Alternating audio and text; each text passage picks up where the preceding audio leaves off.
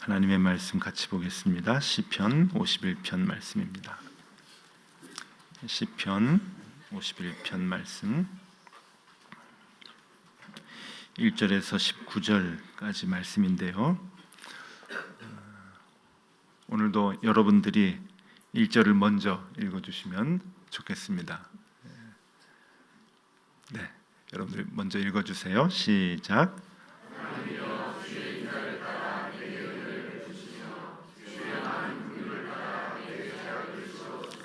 나의 죄악을 말갛게 씻으시며 나의 죄를 깨끗이 제하소서.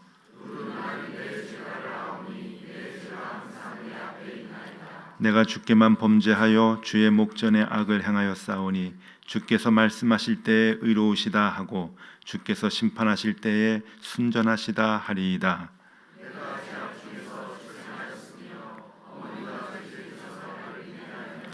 보소서, 주께서는 중심이 진실함을 원하시오니 내게 지혜를 은밀히 가르치시리이다.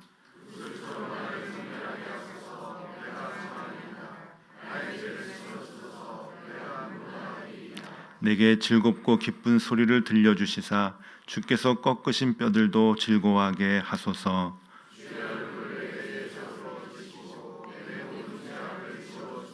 하나님이여, 내 속에 정한 마음을 창조하시고 내 안에 정직한 영을 새롭게 하소서.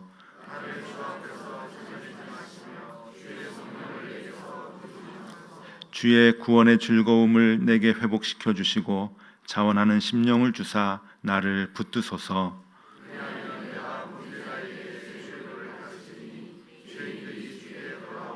하나님이여, 나의 구원의 하나님이여, 피 흘린 죄에서 나를 건지소서. 내 혀가 주의 의를 높이 노래하리이다.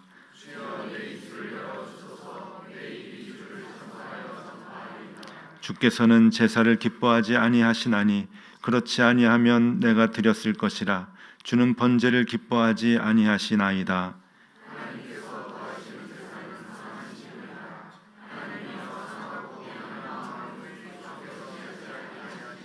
주의 은택으로 시온의 선을 행하시고 예루살렘 성을 쌓으소서. 그때 주께서 의로운 제사와 번제와 온전한 번제를 기뻐하시. 그때 그들이 수소를 주의 제단에 드리리이다. 아멘. 금요일까지 왔습니다. 어제 목요일이 마의 목요일이라 말씀드렸는데 저희 업계에서는 이렇게 일주일 동안 새벽 기도를 하면은 목요일을 마의 목요일이라 그러고 금요일을 몸의 금요일이라 그렇게 얘기를 합니다. 이 몸이 무슨 몸이냐면은 이제 몸에 이상이 생기는 거예요. 이제 금요일쯤 되면은 입술이 부르튼다든지 입안이 헌다든지 이제 아마 그런 현상이 아마 다 있으시지 않을까. 우리 목사님들은 뭐 말이 아닙니다 지금. 그래서 이제 그 새벽기도 오시고 직장 다니시고 이제 그러면은 이렇게 금요일쯤 되면은 이렇게 참 피곤하고 그러실 텐데 그래도 이렇게 잘 이렇게 기쁨으로 이렇게 참여해 주셔서 얼마나 좋은지 모릅니다. 여러분 내일까지입니다. 또 힘내시고 내일은 이제 7시에 이제 모임 하는데 7시까지 해서 6단계 우리 다 올라가면은 좋겠습니다. 성경 구절을 한 구절 스크린에 올려드리겠습니다. 마태복음 1장 1절인데요. 우리가 너무 잘 아는 말씀이죠. 아브라함과 다윗의 자손 예수 그리스도의 계보라. 옛날 성경은 예수 그리스도의 세계라 이제 그렇게 이제 말씀하고 있는데 이 아브라함과 다윗의 자손, 그러니까 이스라엘 사람들에게는 아주 특별한 이제 그 문구입니다. 아브라함과 다윗의 자손.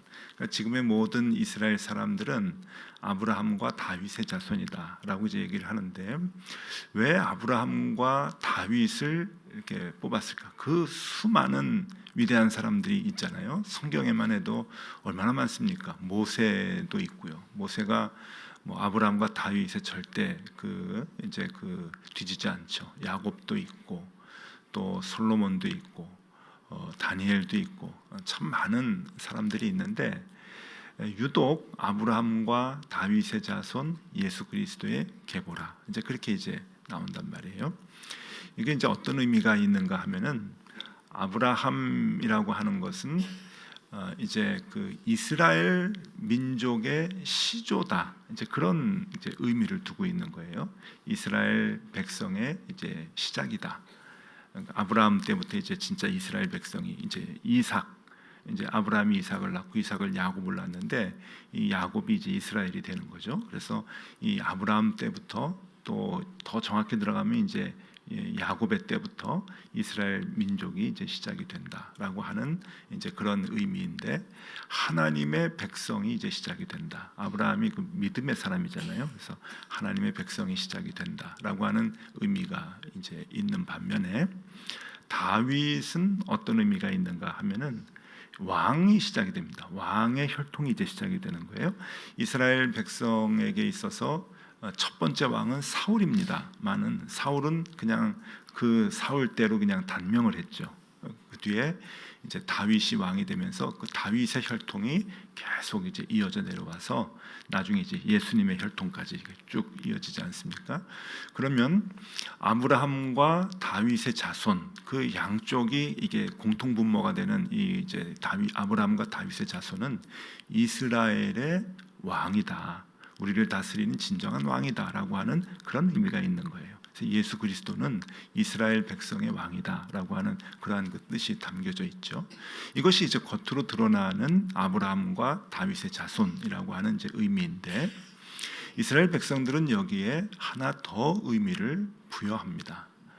그러니까 아브라함과 다윗의 그 보이지 않는 뒷면에 있는 이 아주 특별한 의미를 하나를 더 부여를 하는데, 그것은 무엇인가 하면은 아브라함은 믿음의 시작이라고 얘기를 해요. 믿음의 시작. 그러니까 그 아브라함의 그 별명 자체가 그 믿음의 조상 아니에요. 믿음의 조상이라고 하는 것은 시조라고 하는 뜻이죠. 조상이 시조라고 하는 그 어원인데, 믿음의 시조다. 그러니까 하나님을 믿는 믿음의 이제 출발점이다라고 하는 그 별명을 아브라함이 이제 갖게 되잖아요. 그래서 아브라함은 믿음의 시작이다라고 이야기를 하고, 그럼 다윗은 뭐냐? 다윗은 믿음의 종결자다라고 하는 그러한 뜻을 이스라엘 사람들은 갖고 있어요. 그러니까 아브라함이 믿음의 시작이고 다윗은 믿음의 이제 종결이다. 그러니까 이 다윗은 믿음의 그 믿음의 민족들이 쭉 이어지다가 다윗 때에서 딱 끝난다, 그런 의미가 아니고, 요즘 말로 얘기하면은 그거 있잖아요. 끝판왕 뭐 그런 거 있잖아요. 종결자. 그래서 이 그 완성자다라고 하는 그러한 의미에서의 종결을 의미합니다. 완성한, 그러니까 믿음을 완성한 사람이다. 그러니까 아브라함은 믿음을 이제 처음으로 가지고 시작한 사람이고, 다윗은 그 믿음을 완성한 사람이다라고 하는 그 뜻을, 의미를 이스라엘 사람들은 갖고 있는 거예요. 그러니까 아브라함과 다윗의 자손 하면은 하나님께 향하는 그 믿음의 온전함을 그 두 사람을 통해서 이게 다 보는 거죠. 아, 믿음이 시작이 됐고 믿음이 완성이 됐고 하는 그 모델들을 이제 그 성경에서 보면서 그의 자손인 예수 그리스도가 이제 우리를 다스리시러 이제 오신다라고 하는 것을 마태복음 1장 1절에서 이제 시작을 하고 있는데, 그러면 지금 우리는 다윗을 집중적으로 조명하고 있어요. 아브라함은 뭐 나중에 시간이 있으면 천천히 보도록 하고, 다윗이 왜 믿음의 끝판왕인가, 왜 믿음의 종결자인가라고 하는 것을 이제 살펴보는데, 이제 목요일까지 본 것만 해도 이제 좀 이해가 가죠. 그래서 다윗이 위대한 거구나. 그래서 다윗이 참 대단하구나라고 하는 것이 이제 느껴지는 거예요. 첫째 날 죄를 고백하고, 둘째 날 하나님의 말씀에 대한 소중함, 우슬초를 가지고 풀어내고, 셋째 날 예배, 꺾인 뼈를 가지고, 우리는 드릴 수 없는 꺾인 뼈이기 때문에, 내 모습이 죄로 인해서 꺾였기 때문에 하나님께서 받지 아니하시는 제물이지만, 그렇게만 생각을 했지만 아니다. 하나님은 찢긴 마음, 상한 마음을 가지고 하나님께 드릴 때 온전한 제물로 기쁘시게 받으신다 하면서 그 제사의 의미를, 예배의 의미를 새롭게 이제 만들어 주셨단 말이에요. 그리고 우리가 삶을 통해서 하나님 앞에 진정 나가기 위해서는 죄를 단절해야 된다. 그래서 성령과 함께 동행하는 것은 죄 단절을 하면서 나가야 된다라고 하는 그 의미를 가지고 신앙생활을 하는 걸 보면은, 정말 이 양반이 정말 믿음의 끝판왕이다, 완결한 완성자다라고 하는 것을 인정을 하지 않을 수가 없는 거죠.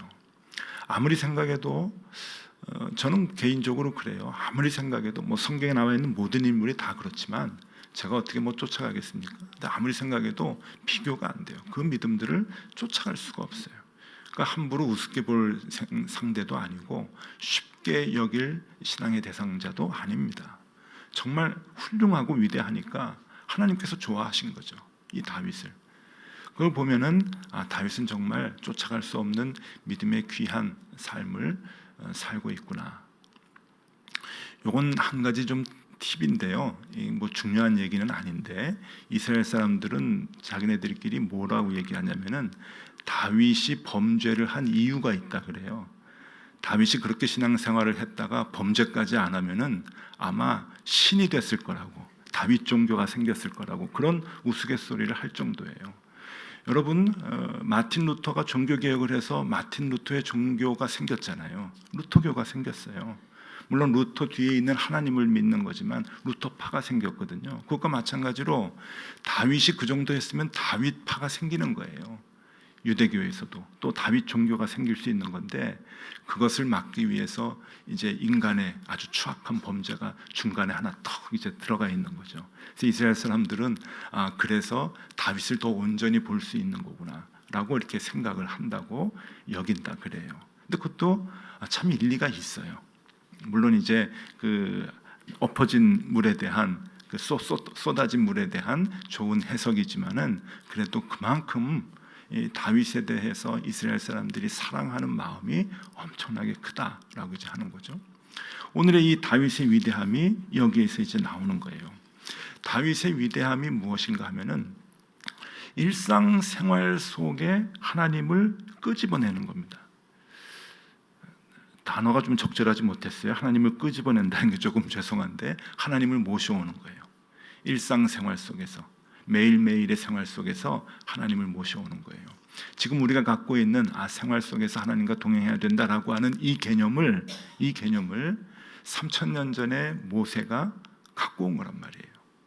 그 전까지는 그런 개념이 없었습니다. 그래서 그 전까지 이스라엘 사람들의 하나님에 대한 생각은 이 성막이라고 하는 공간에 하나님이 계셨고요.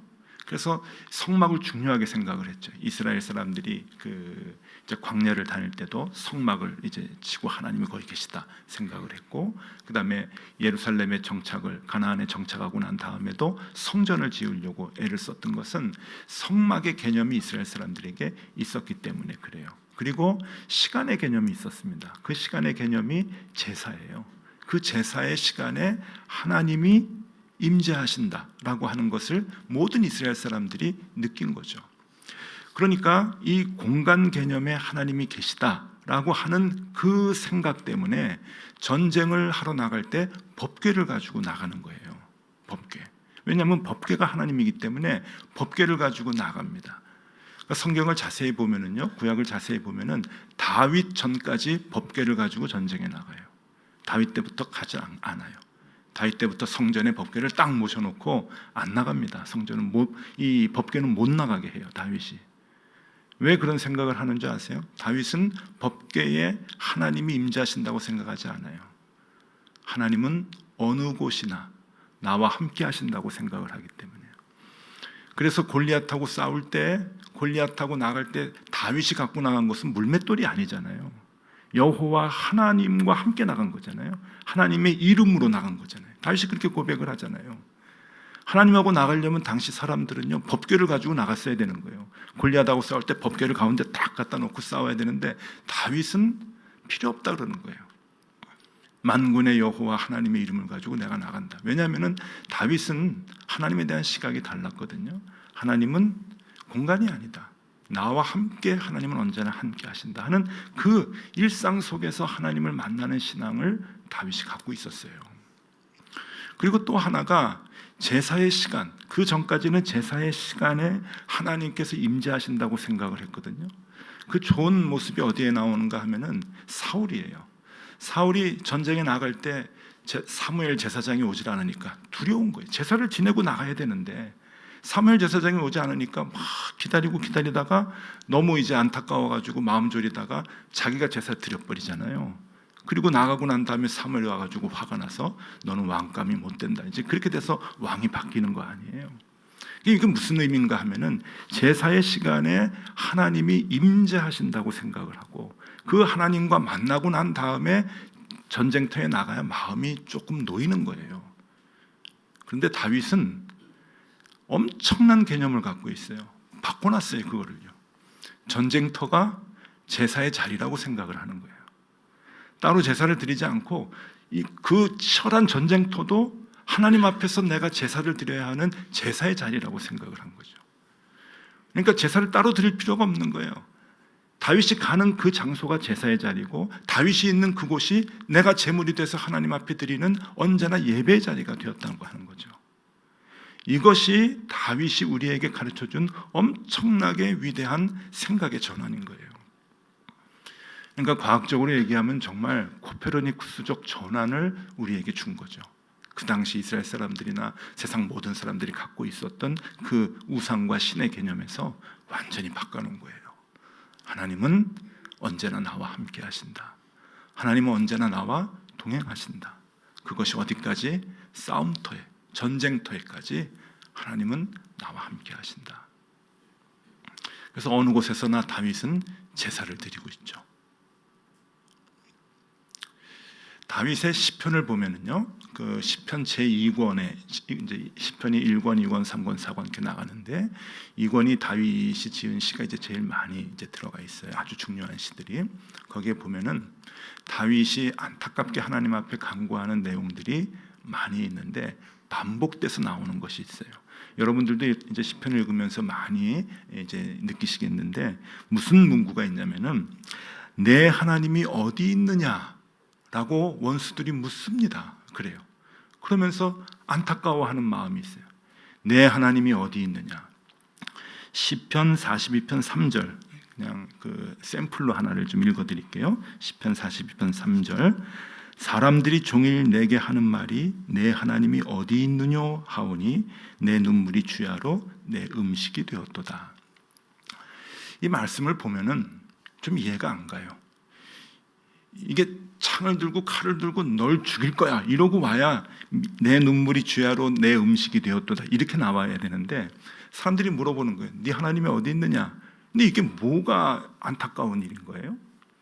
그냥 말일 뿐인데 네 하나님이 어디 있느냐? 그러면은 무시하고 뭐 내 마음속에 있지 이러면 되는데 뭐가 내 눈물이 주야로 내 음식이 되었도다고 탄식을 할 정도 되나요?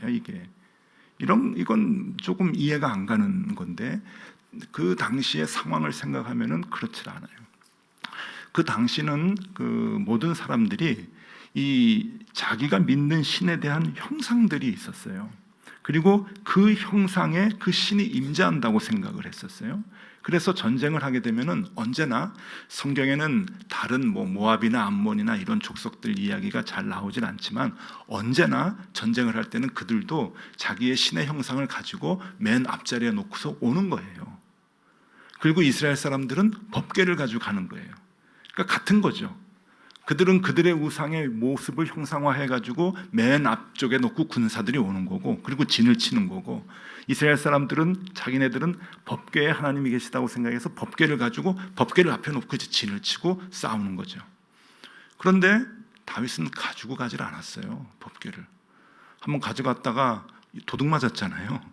아주 오랜만에 브레셋을 갔다가 다시 차고 그러니까 이 법궤가 소중하니까 법궤는 정성전에다 모셔놓고 우리는 아무 때나 하나님이 계시는데 뭐 법궤를 가져가느냐 그러고선 가져가질 않았단 말이에요. 그랬더니 사람들이 조롱하는 거예요. 그 조롱을 얘기하는 거예요. 너희 하나님은 어디 있느냐? 우리는 싸움을 갈 때 이 우리의 우상을 우리의 신을 가져왔 우리를 보호해 주시고 승리하게 해주실 이 우상을 가지고 왔는데 이 신을 가져왔는데 너희는 없네 그러는 거예요. 그 없네 그런 말은 뭐냐면은 우리가 이겼네 그런 말이에요. 너희 하나님은 어디 있어? 너희는 없잖아. 아무것도 안 들고 나왔잖아. 보여줘. 이 싸움은 우리가 이겼다. 그런데 다윗의 믿음은 그렇지 않았거든요. 하나님이 우리와 함께 하는데 저까지 것들 싸워서 우리가 이길 수 있지라고 생각을 하고 있었는데 다윗에게는 적이 또 있는 거예요. 상대방이 적이 아니고 이스라엘 백성들 군사들이 적인 거예요. 왜? 군사들이 두려워하는 거예요. 법궤가 안 오니까. 우리는 하나님의 형상이 없으니까 우리가 불안해하는 거예요. 그러니까 다윗은 이중으로 지금 스트레스를 받는 거예요. 상대방은 야 너희는 하나님이 어디 있어? 우리는 우리 신을 갖고 왔는데 이 싸움은 우리가 이긴 거야. 그러면서 다윗을 조롱을 하고 참모들과 군사들은 이스라엘 참모들과 군사들은 우리 왕이 왜 이러지? 하나님이 안 계시면 법궤가 안 계시면 우리가 지는데 라고 말은 못해도 걱정을 하고 왕을 조롱을 하는 거예요. 이 이중적 고통 속에서 지금 이스라엘 왕인 다윗은 하나님 앞에 믿음의 고백을 하는 거죠. 그래서 시편 59편 6절과 10절 조금 긴데요. 시편 59편 6절에서 10절 말씀을 제가 읽어드릴게요. 그들이 저물어 돌아와서 개처럼 울며 성으로 두루 다니고 그들의 입으로는 악을 토하며 그들의 입술에는 칼이 있어 이르기를 누가 들으리요 하나이다. 여호와께서 주께서 그들을 비웃으시며 모든 나라들을 조롱하시리이다. 하나님은 나의 요새이시니 그의 힘으로 말미암아 내가 주를 바라리이다. 나의 하나님이 그의 인자하심으로 나를 영접하시며 하나님이 나의 원수가 보응받는 것을 내가 보게 하시리이다. 적군과 자기를 또 힘들게 하는 이스라엘 사람 모두에게 고백하는 거예요. 그걸 보면서 안타까워하면서 하나님이 이기게 하시는 건데 저들은 성에 들어와가지고 저것도 모르나 안타까워하면서 그 마음을 갖는 건데 여러분 누구의 시각이 누구의 믿음이 옳습니까? 다윗이에요. 다윗은 그 마음을 갖고 있었거든요. 그 당시는 아무도 그렇게 생각하지 않았는데 다윗은 하나님은 나의 일상 속에 계신다. 하나님은 나의 매 순간순간 생활 속에 계신다 라고 하는 것을 고백을 하고 그 하나님을 증명해냈던 거죠. 도대체 그 하나님은 어디까지 계시는가? 다윗이 이렇게 고백을 합니다. 시편 63편 6절과 7절 말씀인데 우리 같이 한번 읽을까요? 우리가 잘 아는 말씀입니다. 내가 나의 침상에서 주를 기억하며 새벽에 주의 말씀을 작은 소리로 읊조릴 때에 하오리니 주는 나의 도움이 되셨습니다. 내가 주의 날개 그늘에서 즐겁게 부르리다. 하나님이 어디까지 계셔요? 침상에까지. 내가 혼자 있는 침상에도 하나님이 계시는 거예요. 하나님은 성막에 혹은 성전에 법궤 안에 계시는 것이 아니고 내 침상에 계시는 거예요. 그러니까 어제 말씀 같이 봤죠? 내 침상을 더럽히지 못하는 거예요. 왜? 하나님이 계시니까. 하나님 계시니까. 우리 언제가 늘 그 유혹이 많습니까? 혼자 있을 때 아니에요. 혼자 있을 때는 하나님이 나를 보신다고 하는 의식이 조금 사라져요. 그러니까 범죄하기 너무 쉽죠. 근데 다윗은 그렇게 생각을 안 합니다. 나의 침상에 하나님이 계신다. 내가 잘 때도 깰 때도 하나님이 계신다. 그리고 그 공간은 어디까지인가? 다윗은 또 이렇게 고백을 합니다. 시편 139편 7절에서 10절까지입니다. 이것도 같이 한번 봉독하면 좋겠습니다. 시편 139편 7절부터입니다. 함께 봅니다. 내가 주의 영을 떠나 어디로 가며 주의 앞에서 어디로 피하리이까? 내가 하늘에 올라갈지라도 거기 계시며 스올에 내 자리를 펼지라도 거기 계시니이다. 내가 새벽 날개를 치며 바다 끝에 가서 거주할지라도 거기서도 주의 손이 나를 인도하시며 주의 오른손이 나를 붙드시리이다. 숨을 곳이 없습니다는 그 고백 아닙니까? 하나님, 내가 숨을 곳이 없습니다. 어디 가서 무슨 짓을 해도 나를 보고 계시는 그 하나님을 내가 피할 길이 없습니다. 바다 끝을 가도. 옛날에는 지구가 동그랗다고 생각하지 않았잖아요. 편편하다고 생각했잖아요. 천동설이었잖아요. 바다 끝을 가도 지옥 끝을 가도 하나님 거기 계시는데 내가 어떻게 하나님의 눈을 피할 수 있겠습니까? 엄청난 다윗의 고백이, 신앙의 고백이 여기에 나타납니다. 그래서 이 다윗의 이 신앙을 이 신약 성경에 와서 베드로가 이렇게 정의를 해줬어요. 베드로가 예루살렘 성전 앞에서 성령의 감동에 대해서 5천 명을 앞에 두고 설교를 할 때 다윗에 대해서 이렇게 설교를 합니다. 사도행전 2장 25절인데요. 제가 읽어드리겠습니다. 다윗이 그를 가리켜 이르되 내가 항상 내 앞에 계신 주를 배웠으며 나로 요동하지 않게 하기 위하여 그가 내 우편에 계시도다. 이게 다윗이 하나님을 생각했던 마음인 거예요. 다윗은 하나님이 항상 나와 함께 계시고 내 우편에 계신다. 놀랍죠? 여러분, 이 고백을 우리가 할 수 있어야 합니다. 우리는 머리로는 생각을 하는데 늘 우리와 동행하시죠. 그런데 일상생활에서 의식을 잘 안 하죠. 일부러 안 하죠. 여러분, 하나님은 우리 일상 속에 계십니다. 예배의 시간에만 계시는 게 아니에요. 예배당 안에만 계시는 게 아니에요. 우리의 일상에 계시는 거예요. 일상에 계셔서 일상의 모든 일들을 하나님께서 간섭하시는 거예요. 근데 그것이 너무 좋아서 다윗은 그것이 너무 좋아서 포기할 수가 없는 거예요. 자기 죄로 인해서 그게 잠깐 단절이 되니까 살 수가 없었던 거죠. 그래서 다윗은 그렇게 고백을 하는 거예요. 주의 성령을 내게서 거두지 마십시오. 내 일상 속에서 하나님 떠나가지 마십시오라고 하는 그 개념이에요. 내 일상을 하나님 지켜주시고 내 우편에 항상 계시고 바다 끝까지 가도 나를 지켜주십시오.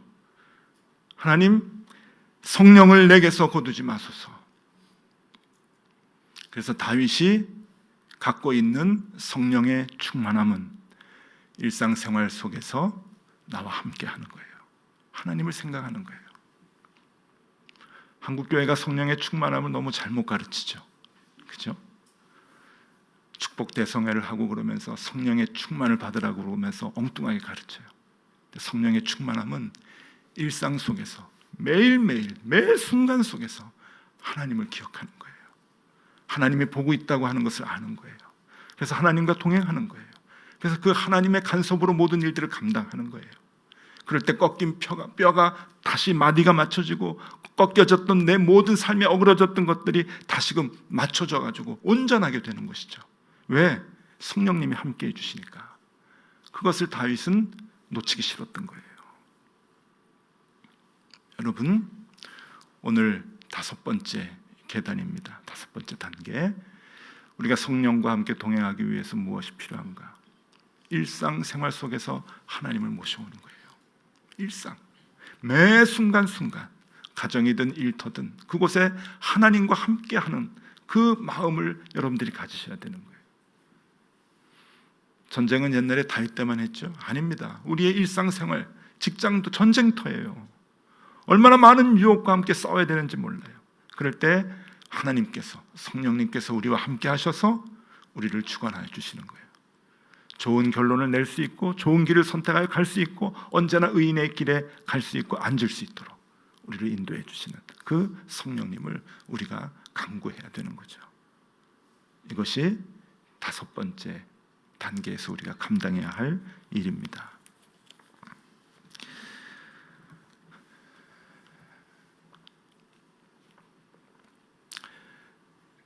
옛날에 우리 아이들하고 이제 성경을 읽는데 룻기를 읽었어요. 룻기를 읽었는데 우리 막내가 룻을 이렇게 쭉 보면서 뭐라고 얘기하냐면은 어디 붙어야 사는지 잘 아네 그러는 거예요.